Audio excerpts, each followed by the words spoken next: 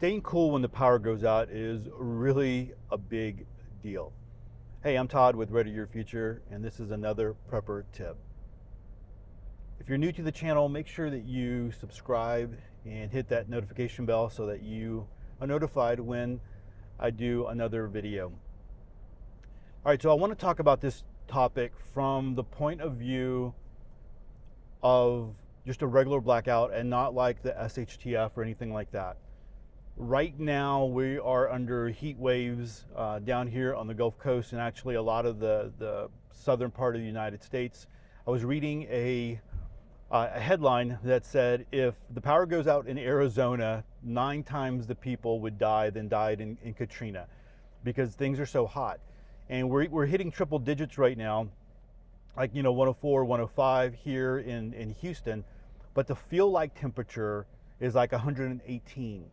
And the thing is that with that, you can have some really, health issues and things can get bad really quickly. So you need to be smart and know what to do. So let's talk about some things that you can do, some tips that you can do, because I've had a little bit of experience living in the Gulf Coast with hurricanes and power outages and storms and different things like that. First thing I do is, and this is going to sound kind of funny, is I go to my AC. We have central air and heat, and I turn that off. And the reason being is we've had our capacitor fried when there's power surges, like the power is trying to come back on. So it'll click on and click off and click on and click off. And then you have these power surges and then you blow your capacitor and you don't even realize it until the power comes back on and your house is hot and you're ready to cool it off and you go turn the AC on and it's not cooling. And it's terrible when that is in the evening time or when that is on the weekend and you can't get anybody to come out. It's not a very expensive part, but when you're in a power outage and you want to cool off your house and you can't do that, it really sucks, right? So that's one of the first things that I do, and I've trained my kids to do that because they have experienced that where we've had a power outage and we haven't been able to cool the house because of something like that, because of the capacitor being blown. You also want to unplug sensitive, electronic equipment for the same type of reason. All right. Next is I try to close all the shades. Just don't let the sun in, definitely. But then on the other side of that as well is if you have single pane windows. I have an older house, single pane windows. I want to minimize the cool air that's going out passing through those windows and the heat that's coming in through those. So I close the shades, close the blinds, and try to keep the house as cool as possible. Things that we don't do is like we don't cook inside the house. We don't do those types of things. If we're going to cook, we rarely do, but if we are going to cook, we have the camping stoves, we have the butane stoves, we have ways that the grill, things that we can cook. Ways that we can cook outside, on the patio and do things like that. All right. One of the other things that I do right away is I start checking the neighborhood Facebook group and the Nextdoor app. And the reason I do that is because I want to find out how widespread the power outage is. So if it is just my street, okay, that's a transformer, probably they're going to get to it pretty quickly. If it's the whole neighborhood is saying that they're out of power, it's something a lot bigger. And so recently, a couple of weeks ago, I think I talked about that in a recent episode, we had a pretty quick storm that blew through, and it was almost low-end hurricane winds. And we were out for I want to say like 16 hours or something like that, but everybody in the neighborhood was out. So it was really quick and easy to see how widespread the power outage was. The other thing I highly recommend is get involved with your the people that provide the lines to your house. For instance, here we pay one company for electricity, but the lines are run by CenterPoint, and so they have an outage tracker. So where you're at, you probably have an outage tracker as well. So you can go there and check that out. On that one event that I was talking about, there was, when I opened that up on my phone, and I have it bookmarked so I could go there quickly, there was over 220,000 people in the Houston area without power after that storm. That storm was like a 30-minute storm. It wasn't that big of a deal when you think about like hurricanes and stuff that we've experienced before in the past, but it knocked out a lot of power. and then you could keep going to that, and you could see how, you know, power was coming back online. You can drill down to your street level and see how, you know, how bad it is. And so if you go to the neighborhood, you can see that there's, you know, people are, you know, their power is starting to come back on. And again, the Facebook group and Nextdoor app will kind of tell you that. I'm not big fans of Facebook, and everybody knows that, but I think it's very valuable when you have a neighborhood group and they're giving you all that kind of information, right? All right, a couple of other things here is stop moving, just get still, because in the heat like we're experiencing right now, your house is going to heat up really, really quickly, especially with, you know, triple digit heat. When we had that storm that I was talking about, that storm brought in really cool temperatures. So although we were without power for 16 hours, you know, the hottest ever got was like 76 in the house. And that's tolerable. You know, we like it a little bit cooler, but that's tolerable where we were at. You know, we weren't really freaking out. But when you have triple digits, that's going to be a way bigger deal. And so you want to stop moving. You also want to monitor older people that live with you and younger people that live with you, and you want to make sure that they are not having any kind of health issues because of the heat. That's going to be really important.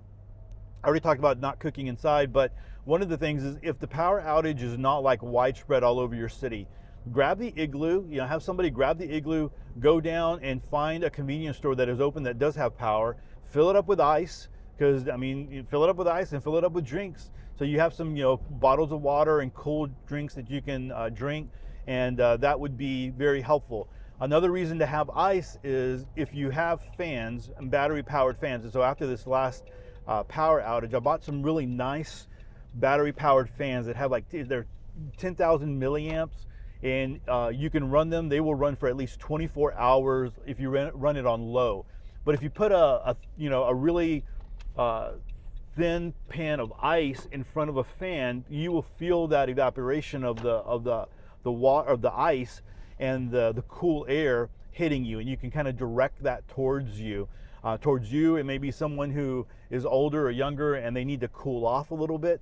And so that's another reason why to have an igloo with ice. And again, that's one of the things that we experienced when, you know, all the times we've had hurricanes or the power has gone out or anything like that. It's, you know, there's always pockets where you can go and find convenience stores that are open and that they have, you know, that they have ice and drinks and all that kind of stuff. So that's one of those things to kind of remember. Besides the cooling fans that are battery operated, I do have some USB powered fans. So, you know, I'm a big proponent of having battery banks and, you know, finding those really cheap and keeping those topped off. And so if you have a USB fan, you can power that up and have that. And so I just have a couple of those that I'm able to disperse around the room, disperse to different people. I mean, they can have their own fan if they really wanted to, and that would really work. Of course, one of the reasons why you want to know how long this power outage is going to be is because you want to be able to move to, you know, save the food in your refrigerator. And I'm a big proponent of that, especially now when things cost so much money. Food costs so much money, and a lot of people have freezers and it's full with all different kinds of meat and stuff like that, and you definitely do not want that to go bad. So having an understanding of, okay, the power is only out for an hour, okay, that's no big deal. Your freezer, your refrigerator is going to be good. But in really high temperatures, you know, being out for 3-4 hours, the temperature in your house is going to go up. The temperature in your refrigerators can easily go up.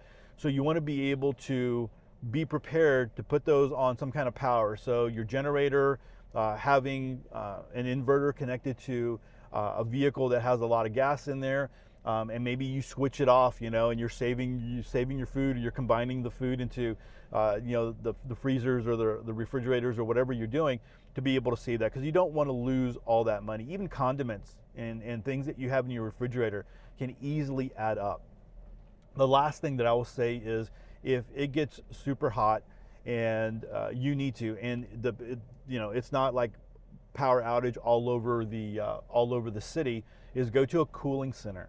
A lot of the times here in the Houston area, when it's really hot, They will open up cooling centers. The other thing you can do is go to the mall. You could go to, even go to McDonald's and have an ice cream and sit in there for a little bit and cool off, whatever it might be, so that you can have a little bit of, cool down your body and relax a little bit, and then go back into the heat. And maybe you do it a little bit later on, in the evening time.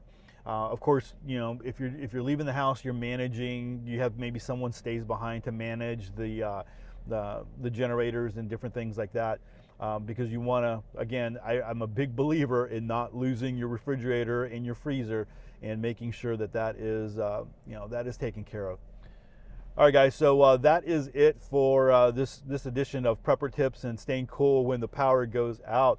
If you are interested in learning more, I do have a checklist that you can download, and it'll give you what to do before, during, and after a blackout. And so maybe you realize, you're being, like right now, we're being told, hey, be prepared for rolling blackouts, be prepared for the power going out, and all those different kinds of things. Well, you can prepare ahead of time and know what you need to do, and so have things kind of staged if things go down. But anyway, I have a checklist that you can download. I also with that checklist, have an accompanying video that you can check out when you download that video. So, all right, I'm going to go ahead and sign off on this one. Thanks so much for hanging out with me on this episode. We'll catch you on the next one. God bless.